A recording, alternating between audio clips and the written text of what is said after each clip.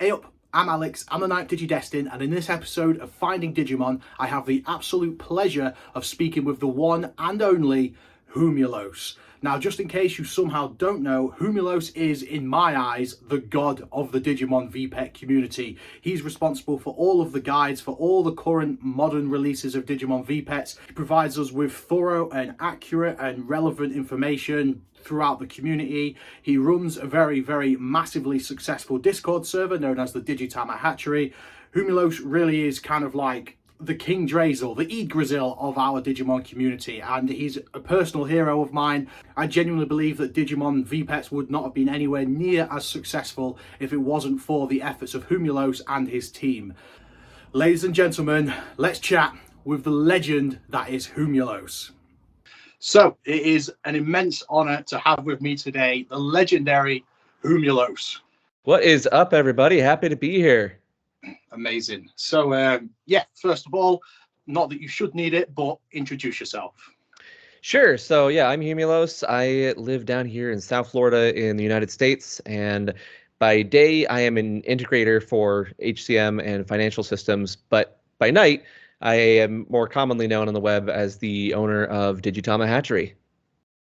Absolute legend. So, in case somehow you don't know, Humulos is responsible for the amazing VPET guides we've got, runs an incredible YouTube channel packed full of like all your relevant Digimon news and all that kind of stuff, information and all that. But I'm preaching to the choir. I'm pretty certain that anyone that watches my channel is definitely aware of who you are. So, cool.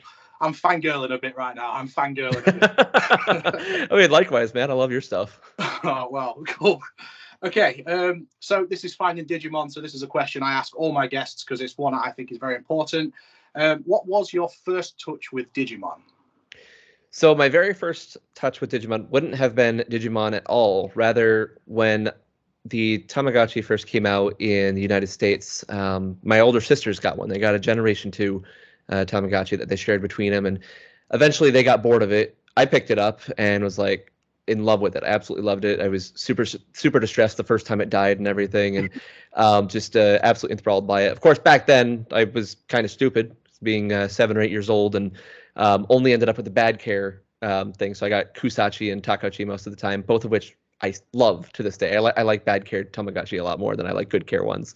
But having that meant that I wanted more, obviously, and eventually Digimon would come out shortly after that in the United States, and I saw it and I'm like, well, I've got to have that. And sure enough, I've got my original one right here still. This little guy, currently dead at 14 years old. I didn't take very good care of that one. But it's I got that, and that was my very first experience with Digimon. Was the original version 1 that released in the United States.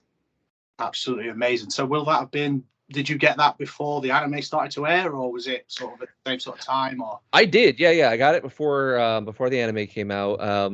It took me a minute to realize that, like, oh, this is like the same thing. Like, it wasn't because it was very different, right? In Japan, they had gotten a whole bunch more virtual pets, and so I'm seeing like all these random monsters, and I only recognize like 1 or 2 of them because most of them didn't come out in the US.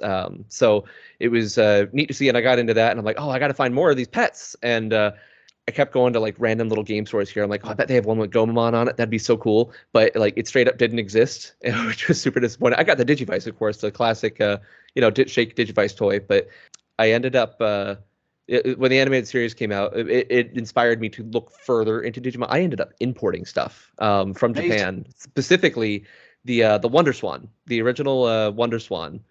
I got one of those, and turns out I didn't import it from Japan either. I thought I did. I imported it from like Hong Kong or something because it was the English version, which I'm glad it was because I didn't know Japanese. And so I got that. I looked into things like the pendulums because the Wonder Swan on the back of the box had a website, right? It had the Japanese website for digimon.co.jp as it was back then, and I'm like, oh, I should look into this. And I saw the pendulums on there, and I'm like, why don't I have these? These are amazing. And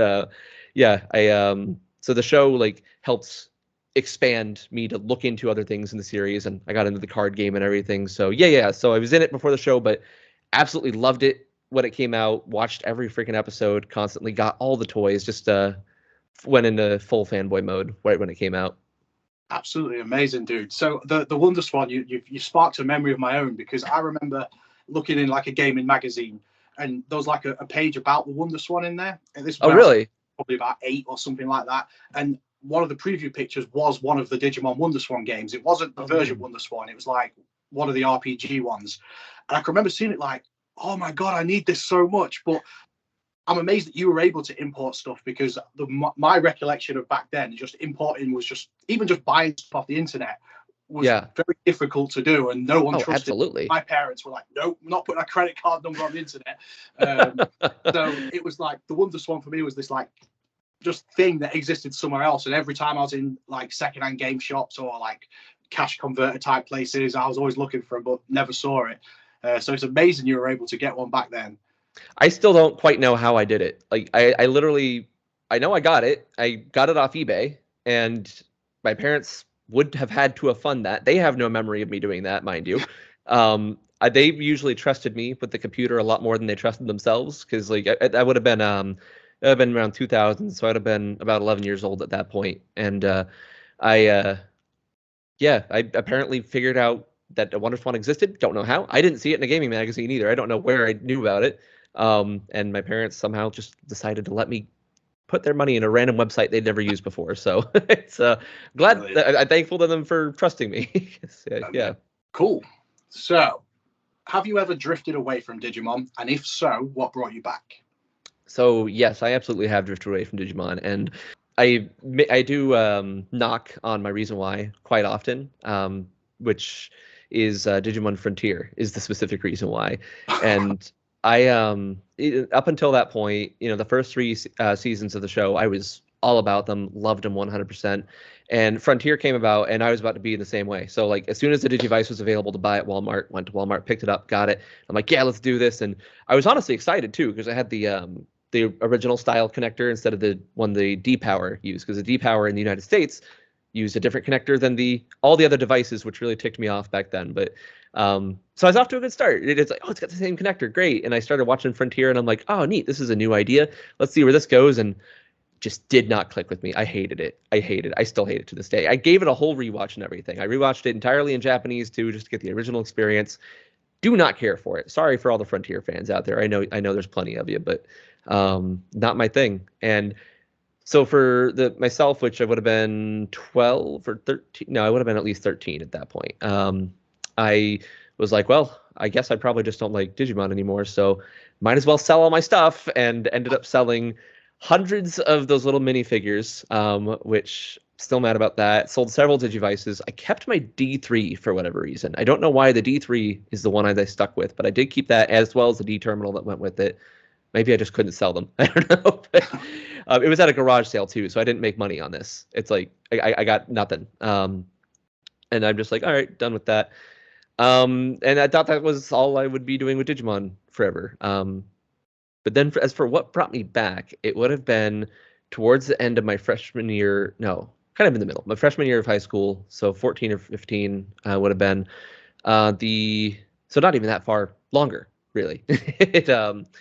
The Tamagotchi Connection got released in the United States, and I saw commercials for it and everything. And this was the first Tamagotchi product we had since the Angel came out, and I didn't care about the Angel back then, because it's like, oh, it's all girly, I don't care about that way. But the Connection, I'm like, oh my gosh, it's like the other Tamagotchi, and I got it, and I loved it. Absolutely, just had gotten entirely back into my love for V-Pets, and that didn't bring me back into Digimon right away. I didn't do anything with Digimon for it a while still, but eventually I got a job working at McDonald's during my junior and senior years of high school, and so I had cash flow.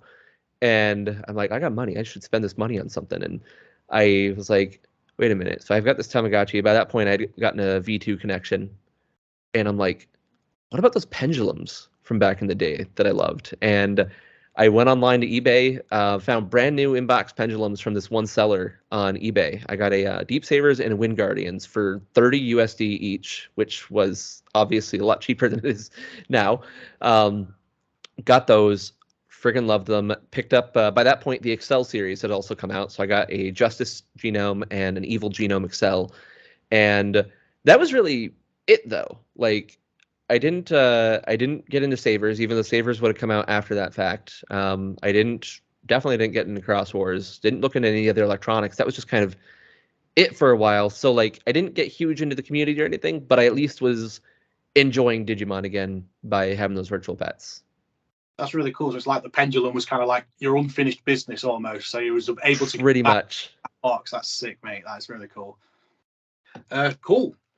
So as I mentioned at the start, Humulos is the man that brings us the guides, and I genuinely believe that anyone that's picked up a Digimon VPET in the last 5 or 6 years owes a huge amount to Humulos and his team for the guides that he creates. And so I would like to know, can you tell us about the process behind making the guides? Like, how did they start and what's changed on the journey? All that jazz. Sure. So the start of it would have gone back to 2014 with the release of the Digivice version 15th, which that's kind of what started me down the path to where I am now. Because like before, like I said, I had the Pendulum, I had the Excel, and that was kind of it for a minute. But when they re-released the Digivice, I'm like, oh my gosh, there's a Digivice. There's a new show. Their Try was coming out, and I'm like, oh my gosh, all this stuff. Is Digimon like actually back? And I've decided to start looking into it more. So at that point, there weren't any new VPETs or anything, but a few years later, so I'd already touched into Digimon, so my mind was in that mindset still. I was paying attention to news here and there, and 2017 came along, and the Digital Monster version 20th was revealed, and I'm like, this is the best thing I've ever seen in my life. This is it. Okay, I got to get this, and I got it. Loved it, and there was a guide from a With the Will user known as Link Wrighton, and it was great. It had everything you would need in it. Had everything all nicely laid out, all the requirements and all that, everything else important to know to raise the device. And I lived by that guide, as many people did back then. That was like the de facto guide for those that had a Digital Monster version 20th. And so then, of course, the Pendulum version 20th was announced, and that was like just blew me away. I'm like, oh my gosh, this is my favorite device. It's gonna have everything on it. That's amazing. I gotta get it. I gotta get both of them, and got super excited about it. And so when the release happened, I was like, oh well, there needs to be a guide for this, obviously. So I'm going to go through, and I just opened up Google Sheets, and I'm like, I'm going to write down all the requirements of the original Pendulum, put them in here, organize them, inspired by the guide that Link Wrighton made. And so I did that, and I'm like, well, obviously stuff's going to be different. There's new eggs. The .0 and .5 versions are combined, so I've got to account for that. And I won't have this device for a month, because back then the best seller I knew of was a random dude on eBay that took a month to send these things. So I'm like, okay, well, I bet I can like scour Twitter for what other people are getting and ask them what the requirements are. So I'm like messaging random Japanese users. I'm like, hey, do you know what you did to get that? And I found out about the Digimon Discord community and the DDC. And I'm like, I just popped in there. And I'm like, my very first message was like, hey, everyone, I'm making a guide. Who wants to help? And there were people in there who were happy to throw things in there. I did the same thing with the Will forums and just had a big collaborative document that people were able to go in, add comments to what they got. And that's kind of how the first guide worked, was that it was a big community effort. Like, so I was organizing it, but the actual details being filled in were filled in by different members of the community, and we all worked together on that. And eventually, Bandai did reveal all the requirements. They posted on Twitter, like every day, a few new requirements for everything. So I was able to finalize the guide with that, fill in some missing pieces. By that point, we had a good idea of most things, but it was super helpful to get those last little bits. And so that was 2018. That was June or July that I would have started that, whenever the Pendulum 20th released. And towards the end of the year, I got to thinking that the spreadsheet layout was kind of awful. And while I feel like I'd done a really good job putting it together, there's limitation to how good something like that could be. And I have a background in web design. I had done a bunch of things with it in the past. I used to work for a web design company here locally, and I still did things with it every now and then. So I'm like, you know what? I bet I can figure stuff out with this, and I want to learn a lot of new things. So at that point, I had only really dealt with HTML, CSS, and then a little bit of JavaScript. So I'm like, well, I know I could use databases somehow for this. I've never used a database before. I want to get into that. And I know I can figure out some stuff with PHP. I had a buddy at work who did PHP stuff, and I talked to him a lot about it. And I'm like, you know what? This could be a good opportunity for me to actually like learn something and like make something cool looking. So I just pretty much hopped right into it and spent several nights just kind of making the overall layout and figuring out how to arrange things this way. Because there weren't any plugins or anything that would make VPET charts. That wasn't a thing, of course. And so the entire website was basically made from scratch. The only thing that I didn't make would have been the jQuery plugin, which is basically, if you're doing JavaScript in a website, you're going to do jQuery more than likely, especially if you're independent. And I also found a table plugin for sorting tables. And everything else, though, was like from the ground up, me assembling stuff, because that's really what it was. It was partially a project to help the community, partially a project to increase my abilities as well, to figure out what I could do and couldn't do. And by January, I had it in a good spot. I had all the details for the Pendulum version 20th in there and launched it. And it was basically an instant success with the VPETs community, which isn't to say it's like, thousands upon millions of viewers. We're not a big community, but those in the community immediately grasped onto it, loved it. And it was immediately the questions I started getting were, when are you going to add these devices? And I'm like, okay, so I think this is what I'm just going to do. Like, I wasn't sure if I would expand it, but seeing that people really craved it, and which made sense. There's not a lot of stuff out there for VPETs people, and so anything we can get, we'll grasp onto. And having, especially because, and this is, I want to make sure I say something here. The people that came before me are very, very, I respect them a lot. The people who made File Island, people like Airdra and Blade Saber and Purple Devil did some work on that. There's a lot of people that were involved in File Island and making it really good.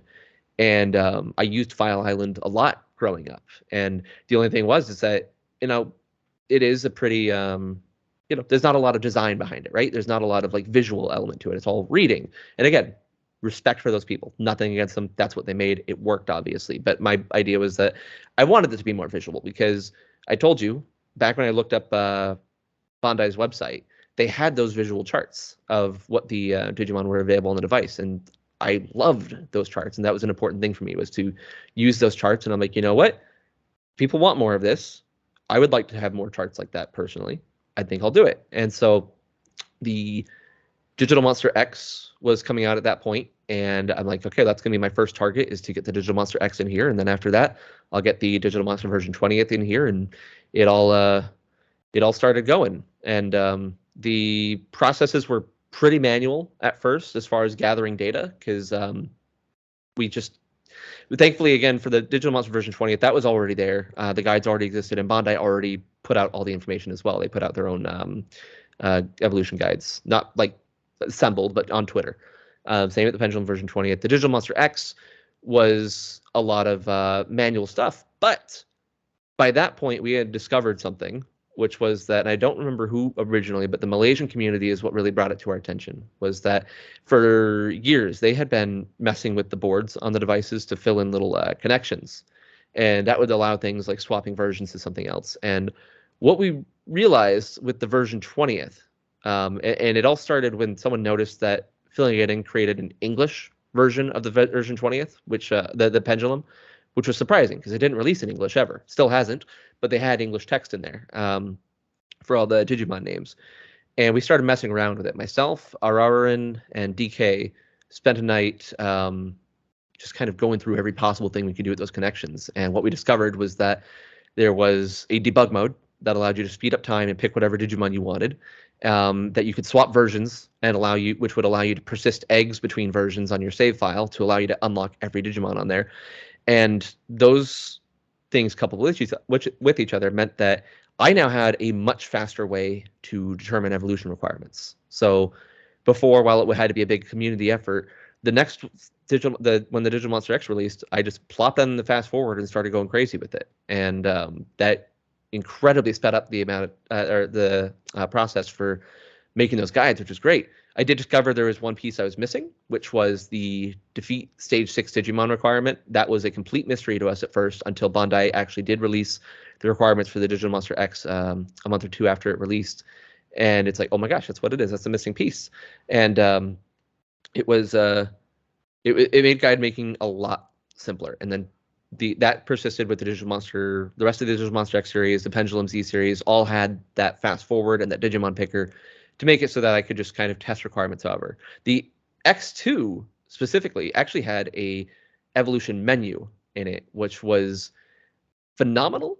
And I wish it had been on every device, because all you had to do was you literally go in, enter how many care mistakes, how much effort, how many battles, how many stage 6 Digimon you've defeated, what level you are. You enter all that information, you hit the little change button, you fast forward for just a second, and bam, it evolves instantly. Wow. Yeah, it was. I was super excited when I found out about it. I think on stream, I think I found out about it live on stream, and I'm like, I couldn't believe it. It was a huge help. So the X2 guide was like lickety split, like done in no time flat, and then they took it out of the X3 and the Pendulum Z, and I'm like, dang it, why did you remove that? That was so good.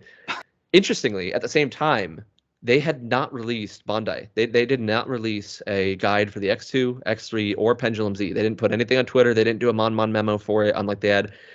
Got me wondering if they had saw that I was making guides and were like, oh, well, if that guy's doing it, we don't have to.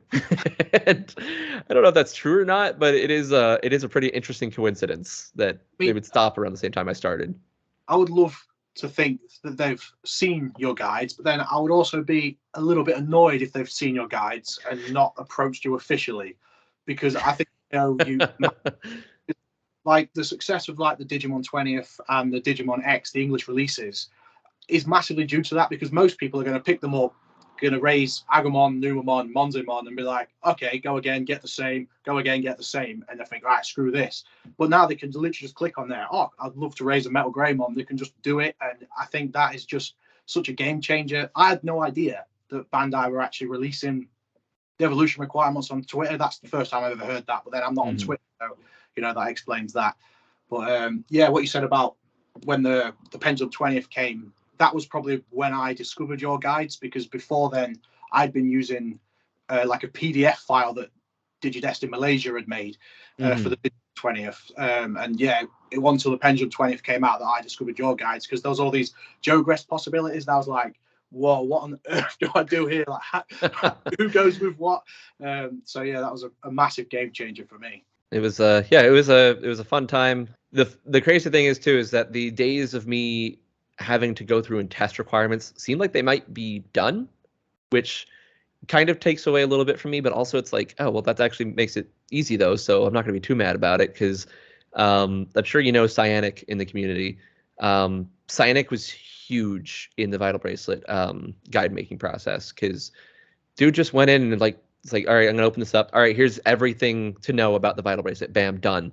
And it was just absolutely insane. He told us all the mechanics and everything. And then a few other users, BRV and Alice, also worked on decoding the DIMs. And with the DIMs decoded, which I helped a little bit with that effort too, not as much in other efforts, but with those decoded, all I have to do is plug in a DIM card and immediately spits out the evolution requirements, which is like, okay, this is great. And another user, CFO Grady, made it even easier because he made me a tool for doing that, which is super nice of him, where it'll export it into my database format. So now every time a new B memory pops in, I enter the DIM card and I hit a button and type in the names of the Digimon, and it does the rest. And it's super, super useful. Likewise for the Digital Monster Color, Cyanic went through, sent me a freaking, right after it released, just dude went through and gave me so much information. All the little mechanics that have how it works, all the evolutions, the battle formulas, like just everything, which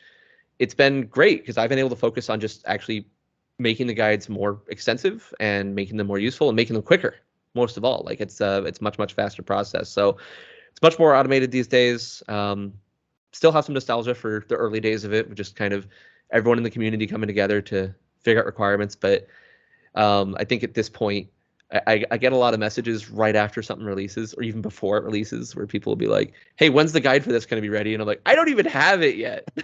Like, but at this point, people have come to expect speed over everything. So I'm happy to have the other people in the community who have made it possible to not necessarily get it as fast as some people want it, but fast enough to make most of the community have the information before they even get their devices, which is it's really cool to me. I'm glad to hear that it's become a lot more streamlined for you, because obviously I imagined it was how you told it in the early days, where you literally just trial and error on everything. If it got to this point with all these releases and stuff, I imagine by now it'd be quite overwhelming with how much Digimon has grown as a community. Like you say, people already nagging at you for the next release, even though it's not out yet. So having that, but then also thinking, well, it's just me testing things, I would imagine that get quite overwhelming. So it's nice to see that people have chipped in their own skills and stuff to help it all come to this where it needs to be. So that's good to know. Good to know. Mm-hmm. So, aside from the guides, you also provide valuable information to the community via your YouTube channel. Can you tell us about the process when creating your videos? Absolutely. So, first and foremost, I do want to thank Kakujo for getting me into YouTube because not into YouTube, but into Digimon YouTube. I had done YouTube stuff before that. I had a different channel, which was formerly my main channel. Now is not my main channel anymore. Digimon's definitely my main channel. But watching Kakujo's journals on his different virtual pets, it's like, oh, that looks like fun. I want to do something like that. And that's how it started. And I was terrible at it. Some people will go back and tell me, it's like, oh, why don't you do that anymore? I really liked those. And I'm like, I'm glad you did, because I did not.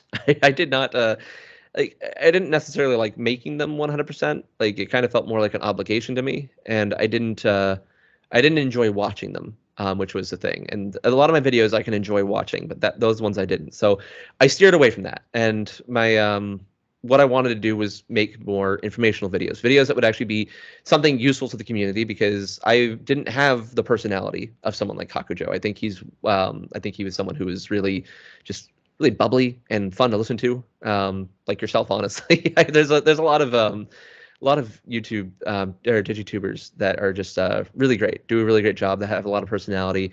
For me, what I think my strength is that I have a lot of information. I have a lot of knowledge to share, and I pay attention to a lot of happenings in the community.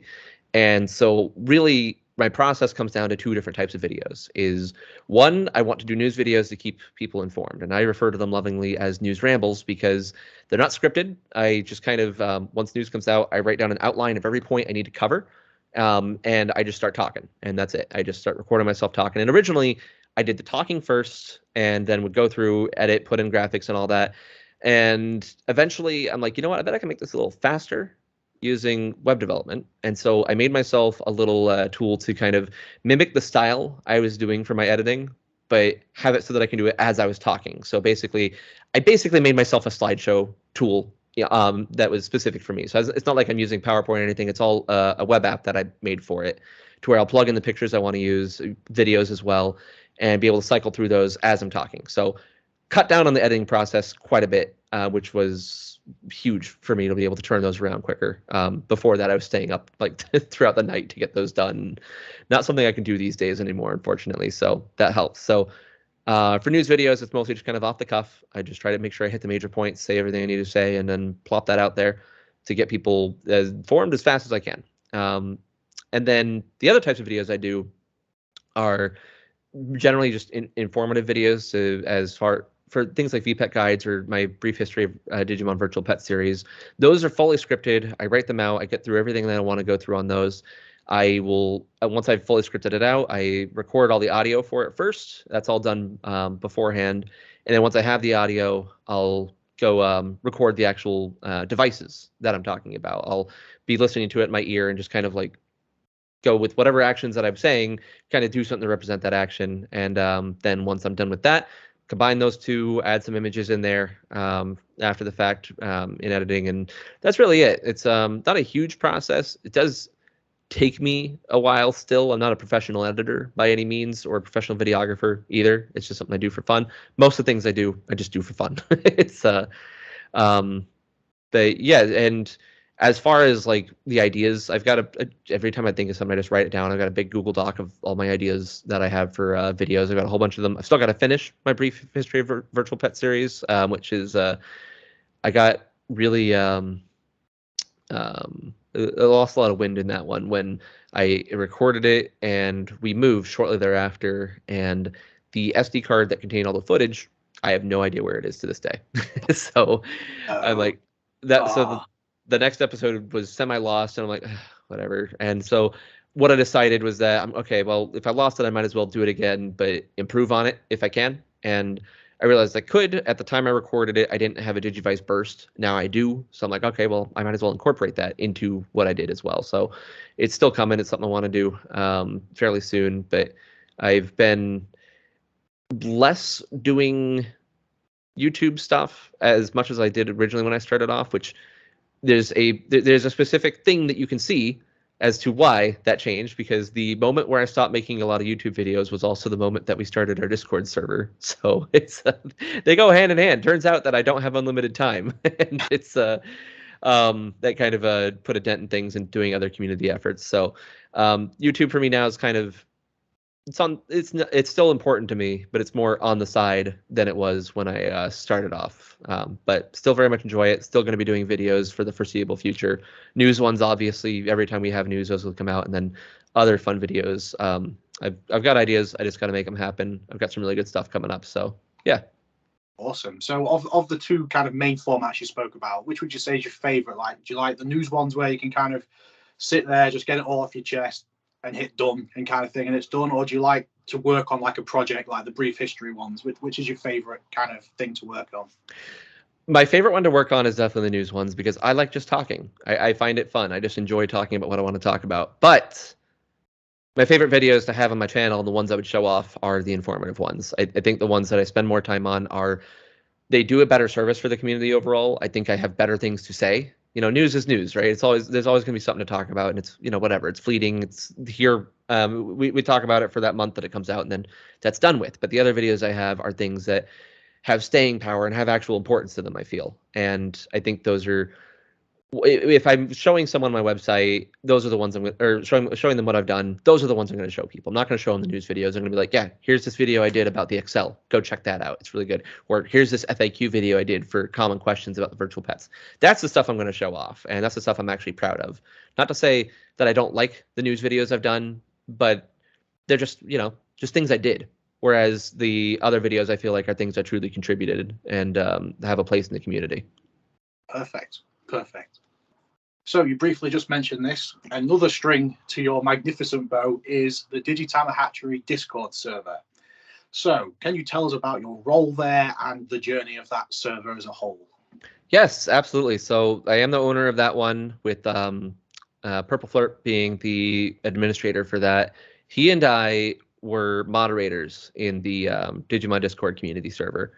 And we had our own little section for virtual pets there. We had the Digimon Electronics channel. We had the VPets random channel, which was for things that people that liked VPets could talk about other things in. Because here's the thing about the VPets community is that we do look at Digimon pretty differently than a lot of other parts of the community do. Not better or worse, just differently. We approach it in different ways, and our interests also overlap a lot. So we wanted kind of a channel for us as a VPets community specifically to kind of talk about with each other. And then we had a hatch channel for doing our bi-monthly hatches, which with having 3 different channels and 2 moderators that spent like all their time in that section, and seeing that section was also kind of like one of the hot spots of that Discord server. It's like there's just a lot of stuff there. We started to realize it's like, okay, this might not be the best place for us to be.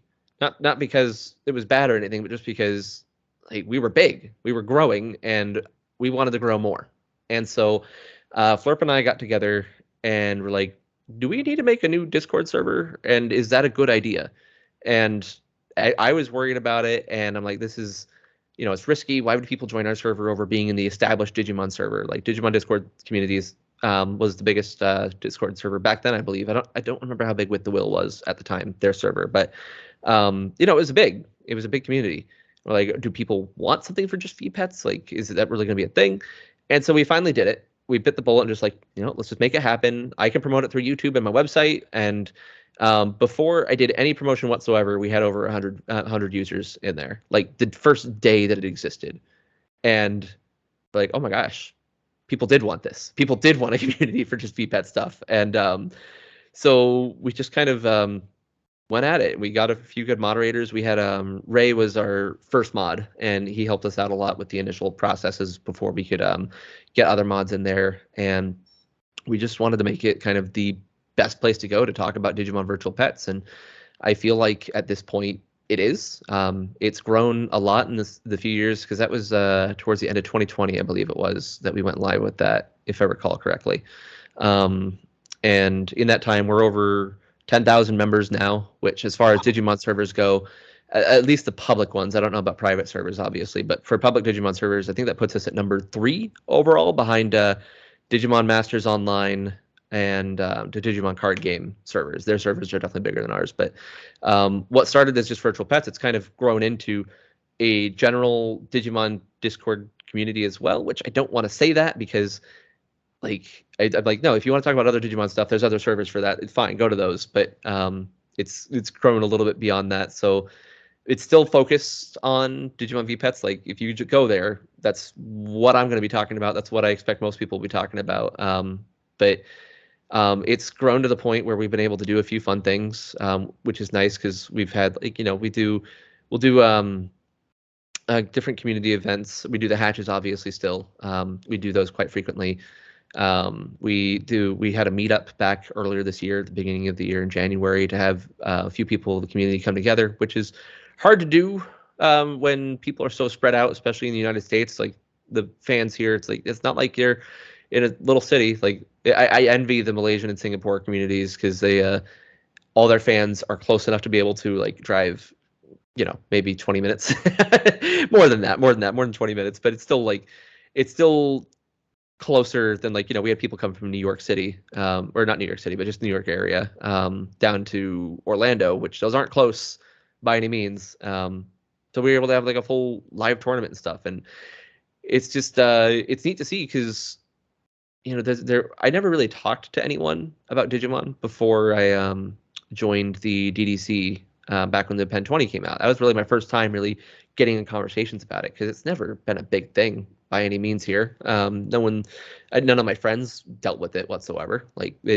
So it was neat to come in to be able to foster that community and give it that chance to grow. Because like I said, we were outgrowing where we were, and to just let it blossom into something bigger. And that's not to say that that's because of me or my efforts. I just kind of gave it the proper amount of land, I guess you could say, and the people who wanted to set up shop there came in and talked and just had a great time. And it's really cool to see. I wouldn't have never expected to see something so niche because Digimon's already niche. Digimon V Pets are far more niche than Digimon at large, and just having that many people who want to talk about that, it's really cool to see. It's less me running the community and more me just being able to be part of it. That's cool for me. So yeah, it's a ton of fun, and happy to be able to be a part of that. Absolutely amazing, sir. And like I said, it's just good because of how much the community has grown in the last 5 years. Like say 5 years ago, a server just for Digimon V Pets probably wouldn't have flown. Nah. But as those numbers have just piled up, now it's like it's an absolute no-brainer for someone coming in now. But when you set that up, it was like, is this really going to work? And and that's the great thing. One of the many things that I love about the Digimon community, that even though it's massive now, or compared to how it was when it started, it's still very much a small pond community. So if you focus on something like setting up a server or something, and you focus and you put your energy into it, you will see results. Like you can make waves in this pond, and like you say, you don't feel like you're necessarily in control of everything, but from someone not as part of your team, you still are kind of figurehead, and you're the right man to be in that position because the way you've explained everything is it's absolutely brilliant, mate. Absolutely brilliant. Thank you. Back to general Digimon. So what is the magic of Digimon for you? That would, if I had to pick one thing, it's going to boil down to just the evolution aspect of it in general. Like the cat's knocking something over. He's okay. Yeah, so evolution is obviously something that's appeared in several different media franchises, especially Japanese ones, because it's all based around the idea of like metamorphosis, tadpoles into frogs and larvae into beetles. That sort of thing really spoke to people, especially in Japan, where they'd have things like beetle fighting. And so it's become pervasive in a lot of different media there. And different people have taken it different ways. So the obviously most well-known variation of that would be Pokemon, right? Pokemon evolution is something that everyone's familiar with. Even if you're not super familiar with Pokemon, the little guy becomes the big guy. And it's a ton of fun. It's a cool concept, being able to level up things and see them grow into something else. And I loved that as a kid. I still somewhat do like Pokemon, not as much as I used to, but it's very fun piece of my heart. The reason that Digimon still stands out for me though with that is because Digimon's evolution is just so very unique in the way that it's presented. In that, in something like Pokemon, you got the cute little blue turtle. It turns into a big blue turtle, and then a bigger blue turtle with cannons on it, and it's cool as heck. But with Digimon, it's like, all right, I've got this cute little frog with a red mohawk. What's this going to be? Oh, it's a dragon. That's really cool. And what's that dragon going to be? Oh, it's a little bean now. Okay, cool. I don't know why it's a bean, but I like it.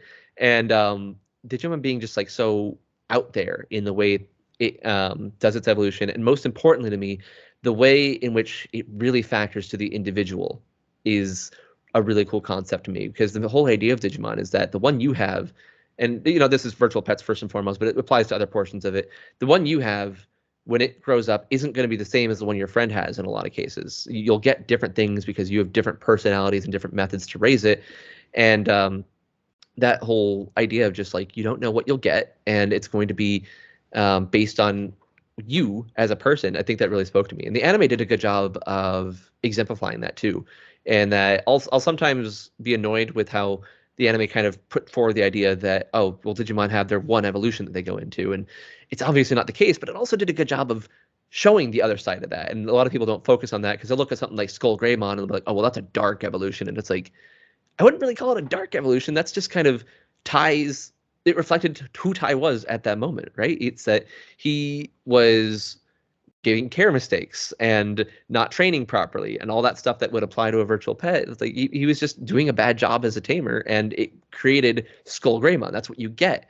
And for some people, that's honestly cool. Like, some people would want Skull Greymon over Metal Greymon. And I think they do a good job of showing that's like the way that the DigiDestined or the Chosen Children, whatever you want to call them, the way that those kids are, it's what affects their evolutions. They evolve based on who they are, and it's like that in the rest of the series, the rest of the franchise. And I think that's the real magic of it. Is just like, yeah, like we both have Agumon, but my Agumon will turn into Tyrannomon. Yours is going to turn into Devimon because that's just how it went. And I think that's one of the really cool things about it. Absolutely, definitely how it like reflects the choices you make. You can have two people start in the same place in life, but everyone walks their own path, and the way Digimon represents that is absolutely brilliant. So, what do you think lies in the future for Digimon? So it's an interesting question, because again, it depends on which part of the franchise you'd really talk about. And I would say, the VPET part is the one that I talk about the most, right? So for that, it's pretty clear at the moment. Well, mostly clear, in that their flagship device is the Vital Bracelet B right now. That's continuing for a minute, and I don't see that stopping just because of how easy it is for them to make money off of it.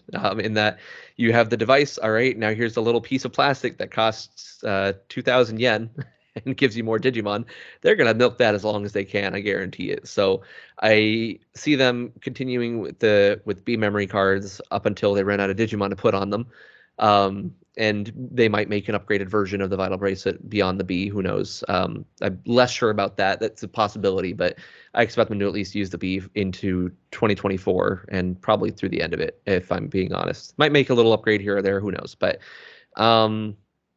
alongside that, I have no doubt that they're going to make a pendulum color based on everything we've seen. We've seen plenty of evidence pointing towards that being a thing that will occur, with the sprites being on the digital monster version color right now, the attack sprites, and they've even said out loud in the art history book, it's like, yeah, we want to do the color for the pendulum too. And it's like, yeah, why not? And they want to do it. And the color series is doing great. They are obviously doing well enough to want to do a new color for the version 1 and version 2. They have the version 3 through 5 releasing here in a few months. So with that, I think the pendulum color is going to be a no-brainer for them. They love milking nostalgia as much as they can, so that's another piece of it. Beyond that, I don't know what the future might hold for new virtual pets, because, again, Vital Bracelet's the flagship right now. They're going to continue with that. Beyond that, I would love to see them make a new flagship thing. And they've proven that kind of thing works with Tamagotchi, right? They just had the Uni come out just this month, and people seem to be liking that quite a lot. And so they know there's a market for virtual pets in general. I hope that they continue that market with Digimon. And thing is, though, outside Japan, I am nervous about the future of Digimon Virtual Pets because we haven't had a new English release of anything Digimon in some time. The Digital Monster X2 and the Vital Hero were the last things to come out, and those were both from last year. The X2 released in April of last year. It released incorrectly, but it did release, and they are now stocking that on Amazon again finally, but only two of the colors. The red and purple still have yet to be seen in the United States. In Europe, I believe in Korea they have the red and violet versions, but I think that might be it. So that's one thing of concern. They haven't said anything about the Digital Monster X version 3 for a localized release, and by this point in the timeline, I would have expected them to. The X2 I think came out about 8 to 10 months after the X1 did in the United States, and we haven't seen anything about the X3 whatsoever, which makes me wonder if they're going to do it. And I joked back then, it's like, oh, well, now they can't do the X3 because they used gold and silver as the versions for that, and the X3 has also got gold and silver X, but now it really seems like that might not have been a joke. And the Vital Hero, I was very curious about that line because, like, oh, well, what other dim cards are they going to do? And they just announced DC Heroes, and I'm like, oh man, that really kind of puts a nail in the coffin for Digimon, because if they're switching over to something, it's not like they're localizing that. That's 100% new. They put in the effort to make a whole new thing for the Vital Hero. That makes me feel like they're done with Digimon for that too, especially as well because Premium Bandai Japan, or Premium Bandai US rather, has been stocking a lot of dim cards. They had the Frontier set, some of the Ghost Game sets have been recently released on there. You're familiar, of course, with Bandai Shop UK. They've been stocking a lot of import stuff as well. They've been really focusing on that. And that kind of seems like the strategy they're moving towards with Digimon is to go back to how it was before, which is that Premium Bandai will put up products that are import products and just kind of leave it at that. And that's a big bummer. Yeah. But I feel like that's what they're doing. So, yeah.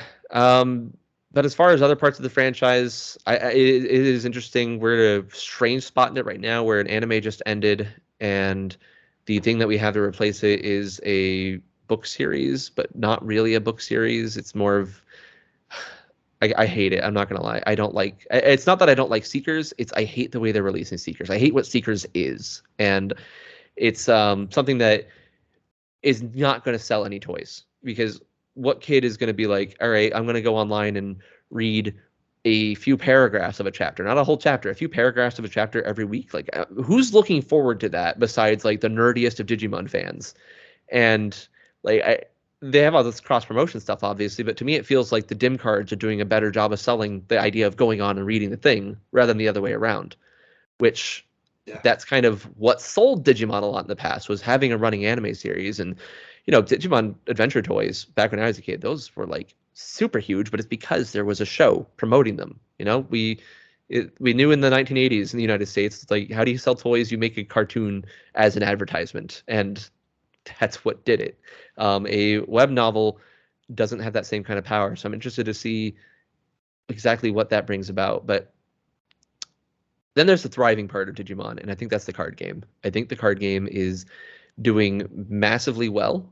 I was very surprised to see that it continued as long as it did already. And it's I think that's where there's going to continue to be growth. There's going to be continuing to be new people latching onto that, because it's a legitimately good game. It's a really fun time, and it's got to to be able to go to my local card shop and see people playing it, like have Digimon nights. I don't participate in them, unfortunately, because I'm an idiot when it comes to card games. I like playing them. I don't like building decks, and I don't like following metas. Not something I enjoy at all.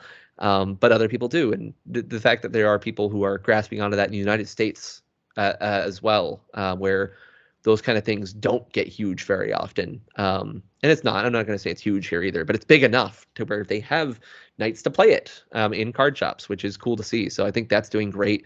I love what they're doing with that. But yeah, I think the people who like Digimon games are really kind of going to be left out for a long time, because they keep saying there's a new Digimon story game on the horizon, but they obviously don't care too much, Bandai themselves, that's not where they're putting their efforts. Otherwise, it would be out already. Otherwise, they'd give it to a studio who could put time and effort into it. And we saw with Survive that it really is more like, it's not, obviously not indie level, but it's to the point where it's like, all right, well, you guys are the side project. We're focusing on everything else. So I feel like overall Digimon is slowing down, is what I will say. I think it's slowing down as a whole. I think the card game is still strong. I think the V-Pets are strong enough for the people who like them, where we're going to continue to buy them, and there's going to continue to be new ones. But outside of that, I don't know. I think we're approaching another lull, unless Bandai wants to have some kind of big surprise for me. Yeah, I definitely feel that Bandai have never fully committed to Digimon outside of Japan, from what I've seen. Like the Adventure reboot dub has just come out. It should be everywhere. It should be advertised, but like they just got dumped on Microsoft, and now it's come to Hulu, so the guys in the US can see it. We can't get it over here still. And like, while the card game's doing well, they should be hyper focusing on it. They should be throwing the anime down our throats. It should be on everything, because like the anime that sells the toys.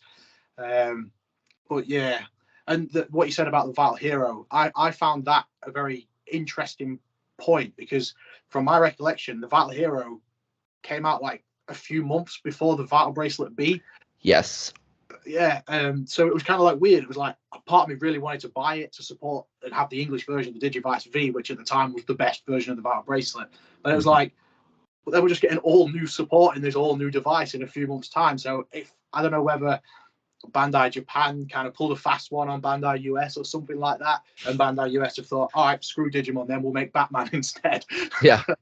But yeah, definitely interesting stuff. Bandai to me has always felt quite segmented between its different parts of the world. I feel like they struggle to come together and like unify stuff like the Tamagotchi has, which is still Bandai, but like that Uni, that's been released all at once, hasn't it? I think. Yeah, that was phenomenal to see. Like, because the previous models, so you had the Smart was released in Japan, you had the Pix that was released outside Japan, and they were different things. To see them suddenly be like, okay, here's a new product, and we're globally releasing it. Like, I don't know how global, mind you, but even having just it release in one other country outside Japan, but being the same product, that is like unfathomable to me. Like, I have not seen Bandai do that in a long, long time. Like, even back when they were doing things in both, like we had the Tamagotchi Connection series over here, which was based on the Keitai, I think it was, in Japan, and it was still like similar but different. And to see them release something like that's the same across everywhere, it's a very interesting strategy to me, and it does give me a little bit of hope, because if they're willing to do that with Tamagotchi, I want to see them do that with something else. I would love to see a Digimon product that gets a localized release at the same time as that. I'm interested to see if it's possible, because Bandai US definitely loves Tamagotchi a lot more than Digimon. They will throw that out there all day. I don't know if it's just it might just be a numbers thing, right? Maybe it really is doing way more sales than Digimon. I can't say. I don't have that kind of insight. I'd love that kind of insight. Bandai, reach out to me so I could talk to you, please. You have my number. I'd be interested to know, but that does give me some hope, at least, to see that they are willing to do that, because Bandai Japan definitely was a very different entity to the rest of Bandai for a long while there. Interesting with Digimon, they've even kind of the Kenji Watanabe versions of the Digital Monster version 20 that just released. Those were English versions that they imported to Japan and recolored, basically. So it's like they're willing to play ball a little bit with the rest of the world. I can see that, but they how much they're willing to is kind of the big question. So Uni's a promising thing. I'm interested to see what else they do with that. Hell yeah. Okay, cool. And lastly, anything you'd like to say to the Digimon community? To spread the good word is basically all I can say. Digimon is, we were just talking, it's not necessarily something that's hugely pushed by the people who run it. And I think it's important for us to really do that if we want to see it thrive. It shouldn't be that way, obviously. It should be that everything's being supported by the people that make this. But if they're not willing to, that's kind of up to us, is to show your people, to give out free pets as gifts, man. Like, just they're $20, less than that a lot of times on Amazon US. Just get one, give it to someone that you like, be like, hey, check out this cool thing that I like, try it out. Let Bandai know how you feel. Like, tell them how much you love Digimon. Tell them what you really enjoy about it. Tell them what you'd like to see in the future from them. Like, reach out to them. Be nice, obviously. Don't be mean to Bandai. I hate when I see tweets underneath one of their tweets, and they're like, "Oh, this thing's a piece of crap. Why are you talking about this?" And it's like don't do that. Don't be mean. Like, even when it feels like you should. Like when with the Vital Hero, and I see people like, "Oh, why are you releasing this when you could do the B?" It's like, be like, "Oh, this is cool that we're getting this. Can we also get this too? Because I'm really excited about that." And I think it's important that we let them and just other people know how much you love Digimon. Like, wear it proudly. Take your V-Pet out and about. Take it with you. Show it off. People, I love when people ask me about it. They're like, "Oh, what do you got there?" And I'm like, "This? Do you remember Tamagotchi? It's like that, but with the little monster on it that fights things." And some people aren't going to grasp onto it. Other people will. I've been surprised. My nieces, two of my nieces were just over here, and we had Digimon battles because they brought their version 20th with them, and I fought with them. And it's not every kid's going to grasp onto it. One of my nephews, he got one too and doesn't care about it whatsoever. That's fine. It's not for everyone, but just let people know it exists, because not everyone does, and you'd be surprised what people will grasp onto this fun little community we have. Amazing. Thank you very much, sir. Well, cool. This has been a ton of fun. Digimon's been one of my biggest things for a long time, and it's fun to be a part of this community. I'm glad to have people like you in it that are helping it grow, and looking forward to seeing what else happens. Yeah, thank you very much for your time. Thank you. It's been an honor. Same to you. Cool, there you have it. Humulos, ladies and gentlemen. I'm still fangirling super hard that I had this opportunity to chat with Humulos. Such a genuinely ace dude, such an influential person within our community, and I'm just absolutely buzzing out of this world that Humulos took the time out of his day to take part in this series. So thank you massively to Humulos and to everyone that has supported Humulos and allowed him to create what it is he has created. As I said in the interview, in my eyes, he is the pinnacle of it all. And he's the right man to be in that position. So yeah, hope you've enjoyed it. I've had a mint time working with Humulos, and yeah, stay safe, stay ace, keep rocking, peace.